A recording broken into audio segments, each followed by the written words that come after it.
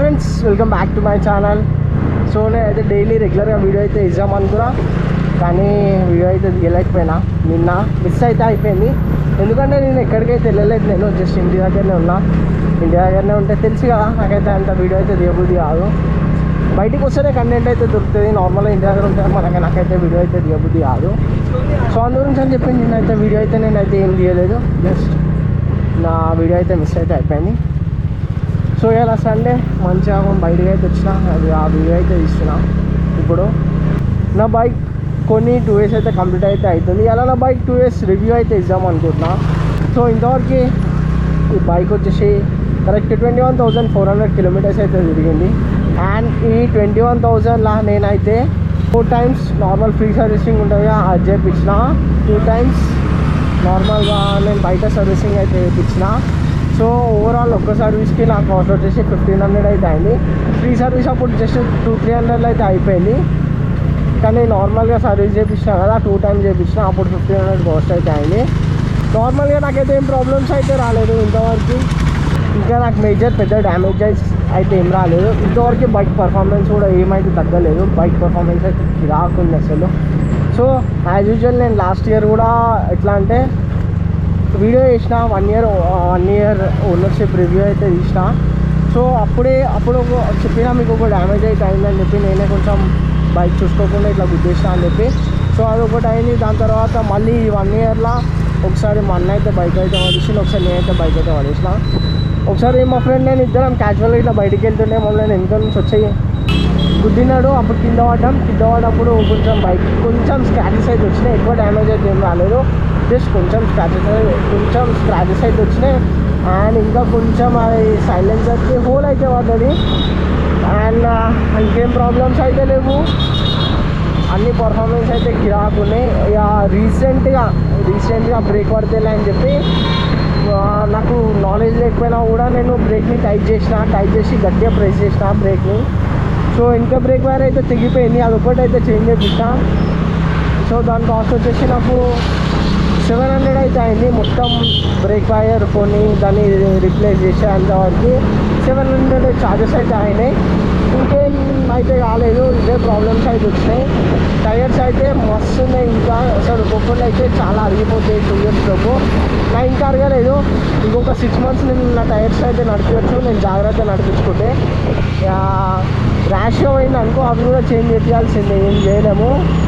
అనుకున్నా లాంగ్ చెప్పి బైక్ పైన వేసామని చెప్పి, అంటే లాంగ్ ట్రిప్స్ అయితే బైక్ పైన వెళ్దాం అనుకున్నా, మోటోలో అయితే చేసామనుకున్నా.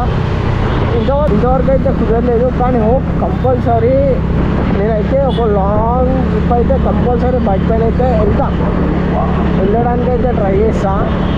సో ఆల్మోస్ట్ దీనిపైన టాప్ స్పీడ్ అయితే నేను వెళ్ళిన. ఇప్పుడంటే మేము హైదరాబాద్ నుంచి శ్రీశైలం బైక్ ఉన్న కొత్తలా టాప్ స్పీడ్ శ్రీశైలం ఆ హైవే పైన 109 పోయినాం. నిజంగా మస్తు మంచి పర్ఫార్మెన్స్ బైక్ ఇది అయితే.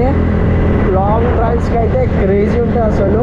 సో మీకు ఒక్కసారి మీకు సైడ్ కాపీ మీకైతే చూపిస్తా, ఎక్కడైతే డ్యామేజ్ అయినాయో. నార్మల్గా ఈ బైక్కి 2 yearsలో, నా బైక్ కొన్న 2 yearsలో ఎక్కడెక్కడైతే డ్యామేజెస్ అయినాయో మీకైతే చూపిస్తా.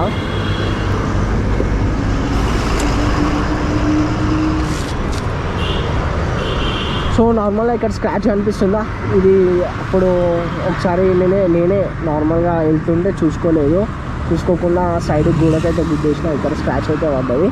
సో మా అన్న కూడా పడేసిన, అప్పుడు కూడా కొంచెం స్క్రాచ్ అయితే వచ్చింది ఇక్కడ.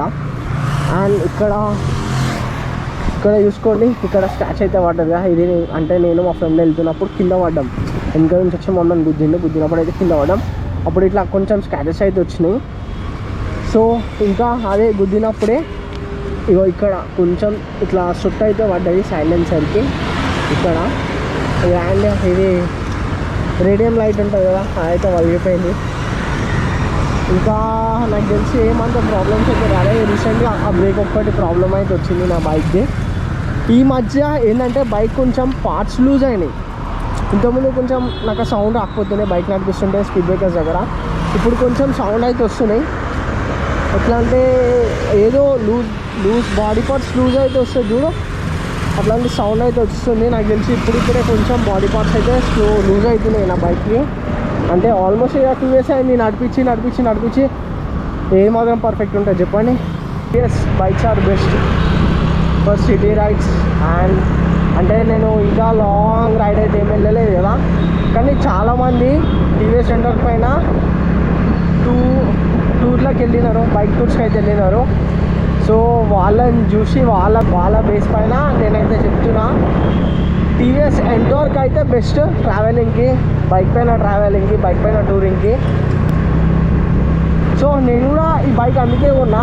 నార్మల్గా వేరే బైక్స్ కూడా చూసిన, అవి అంత కేపబుల్ లేవు, కానీ టీవీఎస్ ఎంటోర్కి అయితే కొంచెం అట్లా లాంగ్ రైడ్స్కి కొంచెం కేపబుల్ అనిపించింది నాకు.